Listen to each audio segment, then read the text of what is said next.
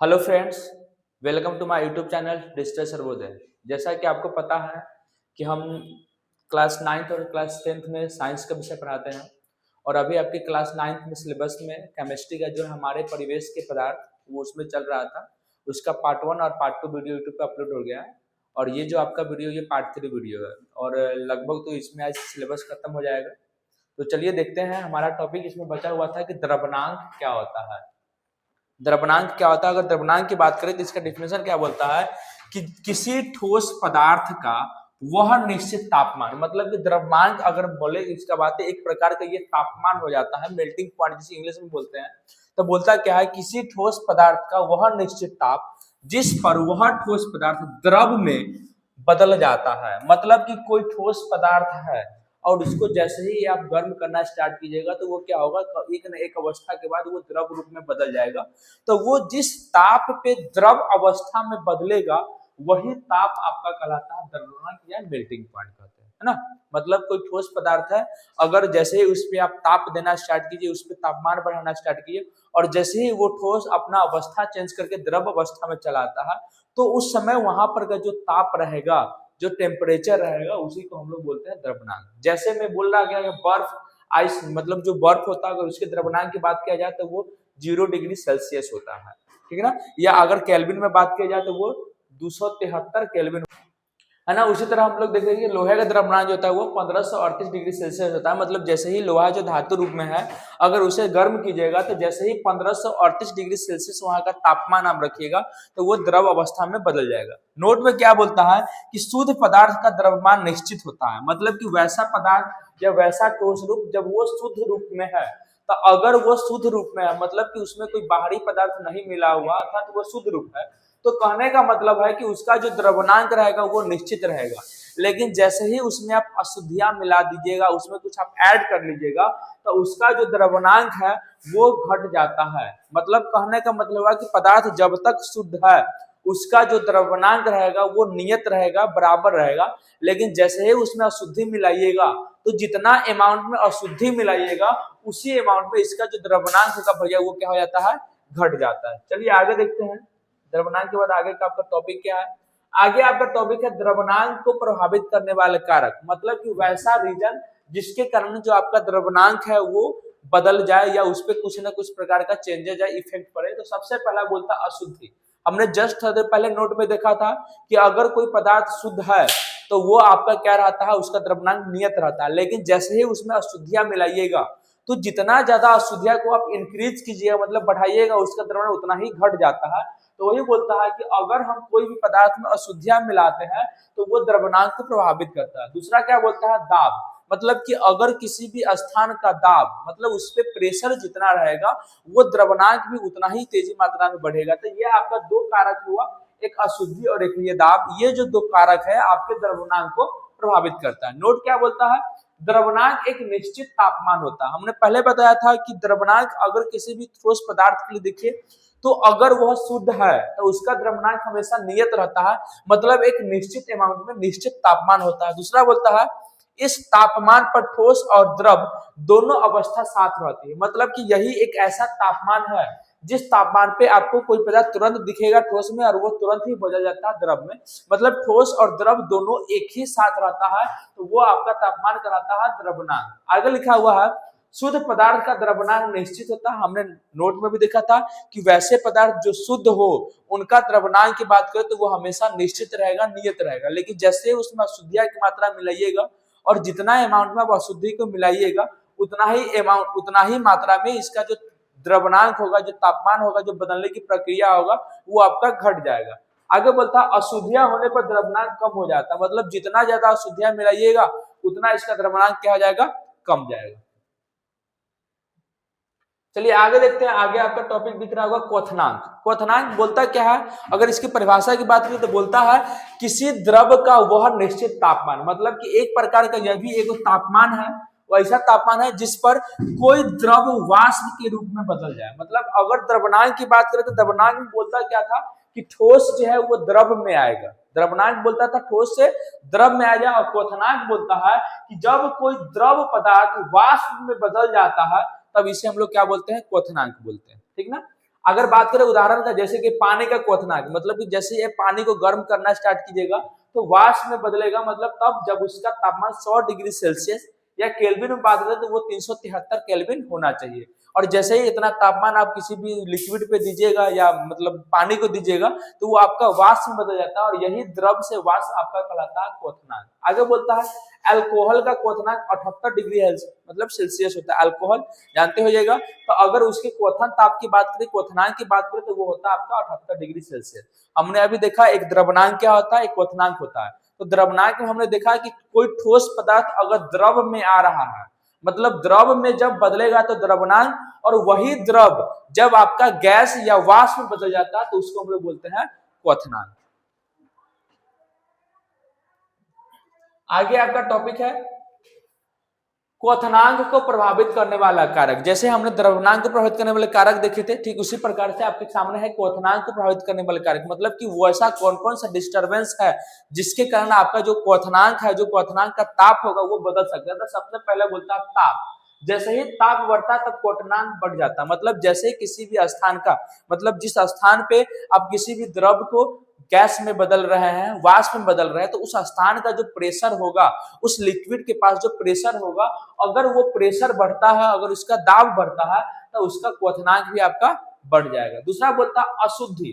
अशुद्धि सामान्यतः क्वथनांक बढ़ जाता है। मतलब सिंपल सी बात है, वो क्वथनांक की बात करें या द्रव्यनांक की बात करें, अगर द्रव्यनांक की बात करें उसमें अशुद्धि आप मिला रहे हैं तो वो घट जाता है, लेकिन क्वथनांक बोलता है इसमें जैसे ही आप अशुद्धि मिलाइएगा तो इसका क्वथनांक क्या हो जाता है, बढ़ जाता है। मतलब कि द्रव्यनांक प्रक्रिया में अगर हम अशुद्धि मिलाते थे तब उसका द्रव्यनांक कम जाता था, लेकिन अगर क्वथनांक की प्रक्रिया की बात करें, इसमें अशुद्धि आप मिलाइएगा तो इसका जो वाष्प बनने की प्रक्रिया होगा वो और भी तेज हो जाता है। नोट में लिखा हुआ क्या है कि शुद्ध पदार्थ का क्वथनांक निश्चित होता है। सिंपल सी बात है, वो अगर द्रव्यनांक की बात करें या क्वथनांक की बात करें, अगर वो शुद्ध पदार्थ है तो उसका द्रव्यमान भी निश्चित होता था, और यहाँ बोलता है कि इसका क्वथनांक भी भैया क्या होगा, निश्चित होगा। आगे बोलता है इस तापमान पर द्रव के पूरे भाग में उबाल होता है। मतलब ये जो क्वथनांक हुआ, मतलब एज लाइक एक पॉइंट हुआ जिस पॉइंट पे कोई वाष्प में बदल रहा है, तो उस समय जो ताप होगा, वहां का जो टेम्परेचर होगा, जो तापमान होगा, वो द्रव के पूरे भाग में, मतलब कि आप जिस सतह पे, जिस एरिया में लगा रहे हैं, तो उस सतह या उस बर्तन पर जितना भी द्रव होगा वो टोटल द्रव के सतह को क्या करता है, उबाल करता है, मतलब एक साथ उसको वाष्प में बदलता है। वही बात लिखा हुआ। तीसरा बोलता है इस समय द्रव का वाष्प दाब बाहरी दाब के बराबर हो जाता है। मतलब कि जैसे ही आप किसी भी द्रव को गर्म कर रहे हैं, तो जैसे ही गर्म कीजिएगा तो वो जो वाष्प बदलेगा, और वाष्प के पास जो दाब होता है उसको बोलते हैं वाष्प दाब। और ये जो वाष्प दाब होता है, वाष्प दाब का जो मान होता है वो बाहरी दाब के क्या हो जाता है, तो बराबर हो जाता है, इक्वल हो जाता है। आगे आपके सामने टॉपिक दिख रहा होगा आर्द्रता। हमने बताया था आर्द्रता इससे आगे भी कि अगर कोई जगह का वायु है, किसी भी जगह, एक जगह का अगर हम बात करें पार्टिकुलर जगह का, और उस जगह पे वायु में जो वाष्प की मात्रा है, जो उस वायु में मतलब ह्यूमिडिटी की मात्रा है, वही आपका कहलाता है आर्द्रता। लिखा हुआ क्या, हवा में उपस्थित जलवाष्प की मात्रा को आर्द्रता कहते हैं। मतलब किसी भी पार्टिकुलर अगर जगह की बात करें, उस जगह में जो हवा है और उस हवा में वायु की पार्टिकल या जलवाष्प जितना अमाउंट मात्रा में मिला हुआ है, उसी को हम लोग बोलते हैं आर्द्रता। जैसे क्या, बरसात के मौसम में आर्द्रता अधिक होता है, गर्मियों में सूखी हवा। मतलब कि अगर आर्द्रता, बरसात का अगर मौसम है तो सिंपल सी बात है, वहां का जो हवा है वो ठंडा होता है। ठंडा मतलब क्या, उसमें हवा की मात्रा, हवा के पार्टिकल उसमें जुड़े हुए, मतलब पानी के पार्टिकल जुड़े, इसलिए वो क्या होता है, ठंडा होता है। लेकिन जैसे ही गर्मी की बात करेंगे तो गर्मी में जो मतलब आपको हवा लगता है वो सूखा लगता है हवा, तो वही बोलते हैं सूखी हवा। मतलब आर्द्रता उसमें क्या होता है, कम होता है। मतलब आर्द्रता अगर आपको किसी भी हवा में कम लग रहा है तो उसको बोलेंगे सूखी हवा, और ये आपको देखने में कम मिलेगा तो गर्मियों के समय मिलेगा। लेकिन बारिश के समय में बारिश इतना हो जाता है कि वहां की एयर जो होगा, उस एयर में हवा की मतलब पानी की मात्रा मिल जाती है, वाष्प की मात्रा मिल जाती है, तो वो हो जाता है मौसम की, बरसात के मौसम में आर्द्रता अधिक हो जाती है ना। और जैसे ही गर्मी का मौसम आता है तो उस समय जो हवा होता है उसकी आर्द्रता की मात्रा क्या हो जाती है, कम ही हो जाती है। तो ये था आपका टॉपिक आर्द्रता। आगे आपके सामने है आर्द्रता के प्रकार। मतलब कि आर्द्रता जो होता है उसके प्रकार कितने होते हैं।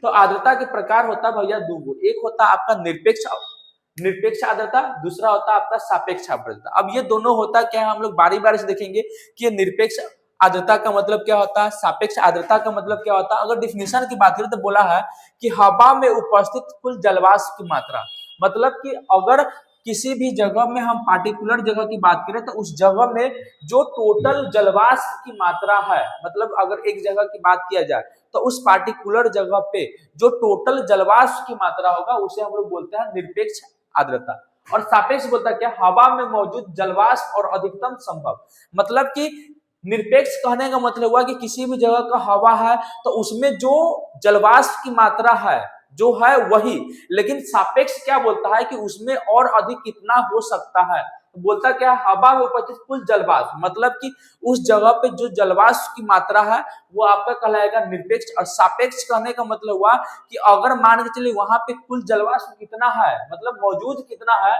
और अधिकतम संभव जलवाष्प का अनुपात, मतलब कि उसमें हम और अधिक मात्रा में कितना मिला सकते हैं। जैसे कि अगर हम बात करें चीनी और पानी का अगर मिश्रण बनाते हैं तो हम लोग बोलते हैं ना कि हाँ 1 लीटर अगर है तो उसमें हम 200 ग्राम मिला लिए, तो अगर 200 ग्राम मिला रहा है मतलब उसमें जो हम प्रेजेंट कर रहे हैं, जो उसमें रियल टाइम में है, वो आपका निरपेक्ष आर्द्रता।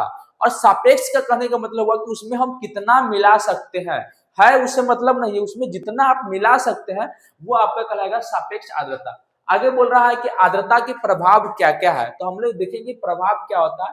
तो प्रभाव बोलता है आर्द्रता ज्यादा, मतलब पसीना जल्दी नहीं सूखता, मतलब कि अगर किसी भी जगह का आर्द्रता अगर ज्यादा है ना, तो सिंपल सी बात है आर्द्रता अगर ज्यादा है मतलब वहां का जो हवा है, वहां का जो एयर है उसमें वाष्प की मात्रा ऑलरेडी है, तो वहां पे जो आपका पसीना रहेगा वो जल्दी नहीं सूखेगा। वो पसीना की बात करें या कपड़ा की बात करें, जैसे ही हवा में आर्द्रता की मात्रा अधिक आ जाता है तो वो कोई भी चीज को आपको सुखाने में समस्या होगी। रीजन क्या है, क्योंकि आर्द्रता है मतलब उस जगह के वायु में, उस पार्टिकुलर जगह की वायु में ऑलरेडी जलवाष्प की मात्रा मिला हुआ। दूसरा बोला आर्द्रता कम, अब जैसे ही आर्द्रता कम है तो वो आपके पसीना की बात करें या कपड़ा की बात करें वो जल्दी सूख जाएगा, क्योंकि आर्द्रता कम होने का मतलब है कि उस जगह का जो एयर हुआ, उस पार्टिकुलर जगह का जो एयर होगा उसमें जलवाष्प की मात्रा कम जाएगा, तो वही हुआ आर्द्रता कम। आगे लिखा हुआ आर्द्रता वाष्पन की दर को प्रभावित करता है, मतलब कि आर्द्रता वाष्पन, मतलब वाष्पन का मतलब होता है वाष्प में बदलने की प्रक्रिया। अब सिंपल सी बात है, ये बोल कह रहा आर्द्रता वाष्पन को प्रभावित करता है। प्रभावित कैसे करता है, अब सिंपल सी बात समझिए, अगर किसी जगह का आर्द्रता कम है, अब जैसे ही आर्द्रता कम है मतलब वहां की वायु में जलवाष्प की मात्रा कम है, अब जलवाष्प की मात्रा कम है तो वो क्या करेगा, कपड़ा को जल्दी सुखा देगा, पसीना को जल्दी सुखा देगा, या वहां पे जो वाष्पीकरण की प्रक्रिया होगा, वाष्प जो बनेगा वो तेजी में बनेगा, क्योंकि उसमें आर्द्रता आपको फुलफिल करना है। लेकिन आगे फिर उसी कंडीशन में अगर हम देखेंगे कि अगर आर्द्रता वहां पे अधिक है तो सिंपल सी बात है, अगर किसी के अगर उस एयर में जलवाष्प मात्रा अधिक मात्रा में, तो वो और लेकर उसको करेगा क्या, तो वहां पे वो क्या करेगा, उसका कम देर लगेगा। तो वही बात बोलता है आर्द्रता जो है वाष्पन की दर को प्रभावित करता है, मतलब आर्द्रता अगर कम है तो वाष्पन की प्रक्रिया तेजी से होगा, अगर आर्द्रता ज्यादा है तो वाष्पन की प्रक्रिया कम होगी।